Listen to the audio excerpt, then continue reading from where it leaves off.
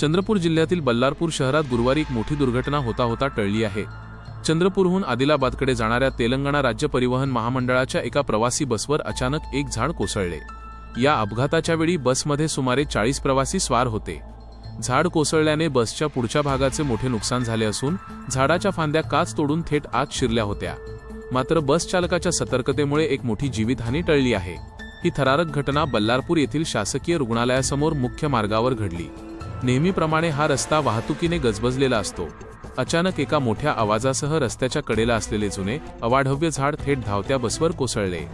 झाड पडताच परिसरात एकच खळबळजनक परिस्थिती निर्माण झाली आणि बसमधील प्रवाशांमध्ये भीतीचे वातावरण पसरले। या अपघाताची भीषणता एवढी होती की झाडाच्या जड फांद्या बसच्या पुढच्या भागावर आदळल्या आणि समोरील काच फोडून थेट ड्रायव्हरच्या केबिनपर्यंत आत घुसल्या।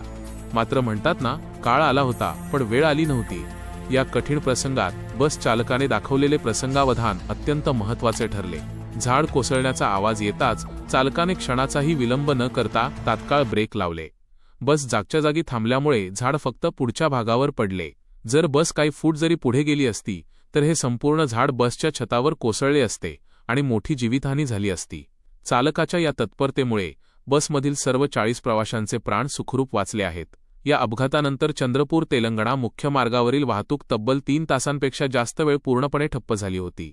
रस्त्याच्या दोन्ही बाजूला वाहनांच्या लांबच लांब रांगा लागल्या होत्या। घटनेची माहिती मिळताच स्थानिक प्रशासन आणि पोलीस पथक तात्काळ घटनास्थळी दाखल झाले। प्रशासनाने जेसीबी, क्रेन आणि कटर मशीनच्या सहाय्याने झाडाच्या फांद्या कापून बाजूला काढल्या। जवळपास 3 तासांच्या अथक परिश्रमानंतर हा मार्ग वाहतुकीसाठी पुन्हा मोकळा करण्यात आला।